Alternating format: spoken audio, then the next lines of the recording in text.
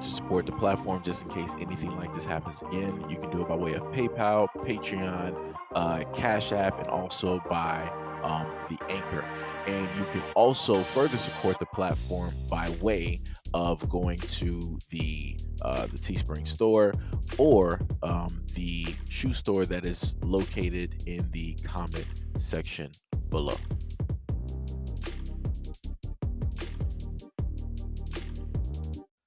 All right, so what's going to happen here is that the most entertaining parts of the video will be directly to the front.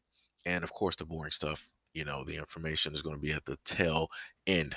Pretty much the only time that you're going to hear me speak is maybe to give a response to a few of the comments from some of the women that I was able to, record there.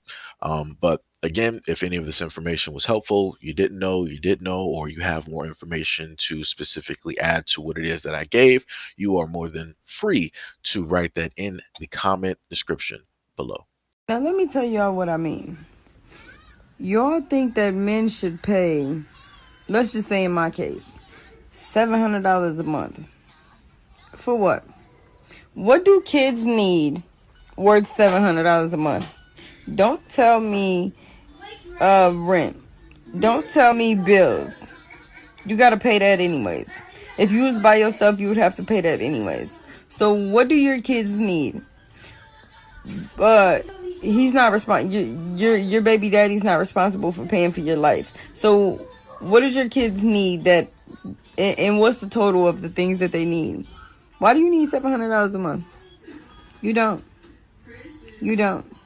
And if you can't afford that rent by yourself, then truly you shouldn't have custody of the child. Oh, it's gonna be so many people who disagree with that. Person said daycare, camp food, toys, clothes, and shoes. I mean, should I keep going? Oh yeah, and rent. If I was by myself, I would have a one bedroom. What is she talking about? This person stated, how about private schools, vacation, sports, music, dancing, etc., dental slash orthodontist, etc. Private schools alone in California with tuition assistance is $10,000 a year. Girl, please. Next, she stated, and don't let me start with rent slash mortgage prices in California. $700 a month, hilarious. Next person, can somebody please tell her milk is $7 and eggs are $9, bread 6? That's not even near enough for a complete meal. Gas is $5 commute just to drop kids off to go make money, about 200 plus a week just for transportation, not to mention the insurance, life insurance, health insurance, school fees, hobbies, sports, goals, birthdays, holidays. This lady can't have kids. I know two-parent households with grown kids that don't even live with them that's still struggling. I'm just going to state this. If there are individuals out there that are living in the same home, and in a sense they're grown and their kids are also grown and out of the house, that means that somebody is not practicing money management. If there's a lot of money mismanagement going on, and the adults that are there need to get some type of money management plan together so that they can start to grow some money and keep it directly in the house instead of always pushing it out to unnecessary things. If you are literally a two household, man and woman, both people are working, the kids are directly out of the house. If struggling is taking a foot, um, somebody needs to get their stuff together. Next person. Clearly, she doesn't have children, and if she does, she doesn't do anything for them. Childcare, tuition, activities, and that's just to name a few. They still need clothes, food, and shelter. Girl, just be silent. Clearly, as she stated, you will have women in the comment section that are mad, and a lot of them, pretty much all of them, are angry. And you can clearly see that this woman in the comments trying to attack this woman over being a parent. She don't know really anything about the woman, but she was like, oh, well, if you do have kids, then obviously you ain't doing nothing for them. But before that, she was like, this person obviously can't have kids. So this is what happens when you have a person that doesn't specifically listen. Two things got listed in that video. Number one, you hear the kids directly in the background. Number two, while she was giving an example, she also threw herself directly in there. So how it is that a lot of women in the comment section could not basically understand, see, and hear that this woman has kids and she is speaking from her own thing is completely baffling to me. But like I said, even with truth directly in front, a lot of women will just get angry, get emotional, and they'll do things like this. This man stated, I paid 10.50 a month in child support and still had to help with school supplies, clothing, shoes. So no matter how much you pay, it's never enough. Shaking my head. And now that my girls are grown, it never ends. LOL. They still need something from time to time. Next man responded, that's just how my child support is looking right now, and I have to pay alimony. Who is alimony? That's all in addition to the extra ish. Don't nobody care about a man out here, LOL. Laughter of pain, LMAO. So this is why you have a lot of men pulling back from marriage, because at the end of the day, marriage is solely beneficial and pretty much only beneficial to the woman. The only time marriage is technically beneficial to a guy is when it comes to, let's say, maybe like a business and getting seen by the government as this, that, and the third, so that you can get certain types of monies directly because you decided to do this and have this title that they recognize.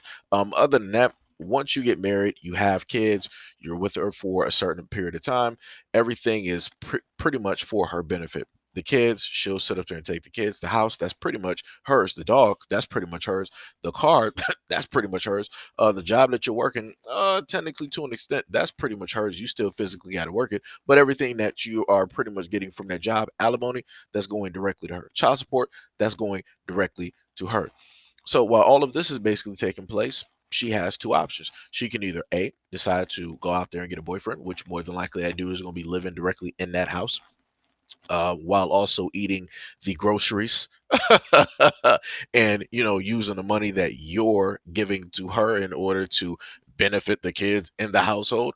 Or B, she could decide to go out there and get married all over again and start the exact same process. Yet again, this is why a lot of guys are, in a sense, stepping back and stepping away from wanting to be married, because there is no beneficial reason for them to be. Now, some women might say, well, if you get married, then it shows that guys live longer. Well, guys can go out here and still just have relationships with women.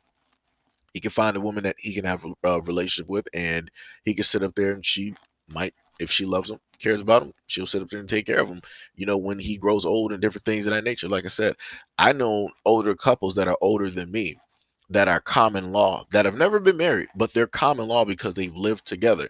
So, like I said before, you don't have to specifically be married, unless your sole aspect is looking for that money at the end of the day. Now, I want y'all to pay attention to her, because you're going to hear from her quite a bit. She said, daycare, food, one bedroom versus two bedroom, clothes, shoes, maybe. This is the response that she had to somebody else. I mean, the woman could get injured or lose her job as well. That's life. If the child support is court ordered, it can be adjusted in the case of a significant decline in income. I feel like most navigate these issues normally. Bottom line, the child has to be taken care of, and that men that are the loudest complaining about it create their own problems by having multiple kids in multiple homes. She had another response. Do you know how much food costs for a child? Or maybe the fact that mom is limited on her hustle because she has to take care of the child. I mean, we can argue the point all day, but men should stop spreading their seed if they don't want to be financially responsible. Wrap it up or get a vasectomy because it's cheaper. A man would spend if he was in the household as well. So, well, maybe you as a woman should stop opening your legs to any and every guy directly out here that you know is not ready for a committed or a long term relationship. Maybe you as a woman should treat your girl, right, with some respect instead of treating her like an open bar or an all you can eat buffet or a club that every man that you deem attractive can just jump into for free. And maybe, just maybe, as a woman, pick the good guy instead of the guy that you know is going to leave you high and dry with several kids. Choose better. Oh, Lord have mercy. You're a victim. Here we go, CSI. A guy basically responded, get the father custody. It's a simple fix. She responded, unless I'm unfit, the court says otherwise. Bye. Replied back, "Why would I give up custody of my child I birthed? I love my child and his dad is responsible to help me raise him and does. I don't need to get myself together. I make more money than my child's father. He willingly does his part.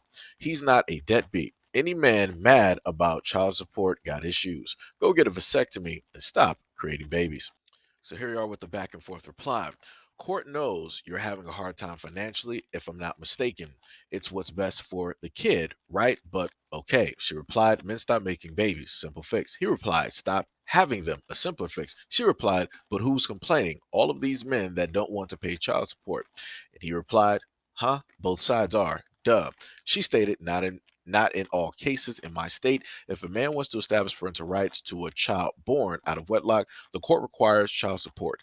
I never put my child's father on child support. He did. Y'all just assumed every woman receiving child support is needy or lazy. Same old rhetoric. Now let me show you how backwards her whole thing is, right? Just with these two things. She already stated that she makes more than the father of her kids and that he is there and that he does what he needs to do as a father. She acknowledged that. So he's a good dad, right? So then later on, she stated that he put himself directly on child support. Okay, cool, no problem. But at the same time, if you're a woman, you make more. You know that he doesn't really have that much, or however his situation is, is basically going. And you know the fact that he's a good father. He's consistently there. He's performing. He's doing the fatherly things that he is supposed to do. He is being a dad. You can easily go to the court and say, like, yo, I want him off child support. I don't need his money. I make more money. If you need to basically see this, let me basically show you what, I'm making. I'm not struggling. He can keep his money. He is a father. He is present. She could go out there and do that. But in no reply that I've seen has she stated that's specifically what she's done. But yet she would be the same type that would state that she is independent and that, she don't need a man and all of these other types of things. Like I said, a lot of the mentality of women out here are quite backwards. If you can do it all on your own, you don't need a man's help. You make more than a man. Why would you then either A, put him on child support, or B, allow himself to be put on child support? Because you could easily, as again, if you're making the most, you can easily get him off of child support by going up to the court and stating that, yo, I don't need his money. He's good. He's a good father. I don't need him to do that. You could easily get him off of that, but yet you didn't. So let's get into the information. It states 44% of custodial parents receive the full amount of child support. Approximately two-thirds, or 69.3% of custodial parents who were due child support received some payments from non-custodial parents, while only 43.5% reported receiving the full amount of child support due in court. The latest information comes from the United States Census Bureau custodial mothers and fathers and their child support from a 2015 report. That report includes demographics and income data about custodial parents and details child support income from custodial parents living below poverty levels. The poverty rates of custodial mothers' families in 2015, 29.2%, was significantly higher than the poverty rate for custodial father families, 16.7%. Of those 1.6 million custodial parents with income below the poverty level who were supposed to receive child support in 2015, 39.2% received full payments. The highlights: about half, 50.2% of all 13.6 million custodial parents had either legal or informal child support agreements. Custodial mothers were more likely to have agreements, 52.7%, than custodial fathers, 39.6%. The aggregated amount of child support due in 2015 was 33.7 billion, a decrease of 14 billion from 2003. Next, about 60% of child support due in 2015 was reported as received, averaging 3,447 per year per custodial parent who was due support. They later stated that the good news is parents settle 90% of child custody cases without a judge's ruling. Here are some of those statistics and demographics. The United States has about 12.9 million custodial parents. That's about 4% of the United States population. Over one quarter of all children younger than 21 years of age, 26.5%, had one of their parents living outside of the household in 2018. That's approximately 21.9 million children. The percentage was higher for Black children, nearly 49% of whom had a parent living outside the household. Children in the household where one parent was absent were more likely to live in poverty. In fact, about 30.1% of these children were in poverty, about three times the 11.1% rate for children in a household with both parents. Slightly more over than half, 51.4% of custodial mothers were employed full time year round in 2017, while 21.6% did not have a job. Next, full time year round employment for custodial fathers in 2017 was higher, 74.3%, while 9.2% did not work at any point in the year. Child custody statistics by gender. 41.6% of custodial mothers are 4 years old or older. That figure was higher for custodial fathers at 54.6%. 62.9% of custodial fathers are non Hispanic white men. Custodial fathers were more likely to fall into this category than mothers and were less likely to be Black. 44.2% of custodial mothers in the United States are non Hispanic white women. 40.4% of custodial mothers were never married. 29.3% of custodial fathers were never married. As of 2020, approximately 3.3 million fathers have custody of their children. More statistics. In 2017, 25 states consider laws to promote joint custody after a divorce. 13 states do not require the judge to consider a child's preference for custody. 37 states and Washington, D.C. require the judge to consider a mature child's preference in custody. Next, 14-year-olds in Illinois and Georgia may choose which parents get physical custody of them. The amount of single fathers that run the household, 2,669 or 25%, run the household in Tennessee. Child custody statistics by race. The number of children who live with a custodial parent varies widely according to race, with the highest percentage among Black children and the lowest percentage among the others. United States Census category that includes several groups. Approximately half, 48.8% of all Black children, had a parent who lived outside of their household. This is by far the highest total among any racial group and constitutes nearly twice as many as the total for all children. Among Hispanic children, 28.7% lived with a custodial parent. Only 22.7% of white children live with a custodial parent. The percentage is even smaller for children of other races, defined by the United States Census in categories such as Asian, Alaskan Native, American Indian, Native Hawaiian, and other Pacific Islander. Among these children, just 13.6% live with a custodial parent. Mother or father, who gets custody more often? As of 2018, nearly 4 in 5 custodial parents were mothers, 79.9%. But the statistics go deeper than that. Not only does the mother get custody of the child more often, the parents agree in more than half of the cases, 51%, that the mother should have custody. The number of children living with both of their parents has fallen significantly from 85% in 1968 to 70% in 2020.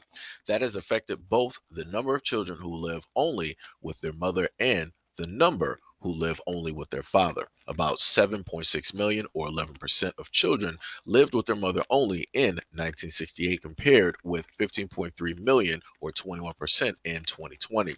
The number of children living with their fathers only more than quadrupled from 0.8 million, or 1%, to 3.3 million, which is 4.5%, between 1968 and 2020.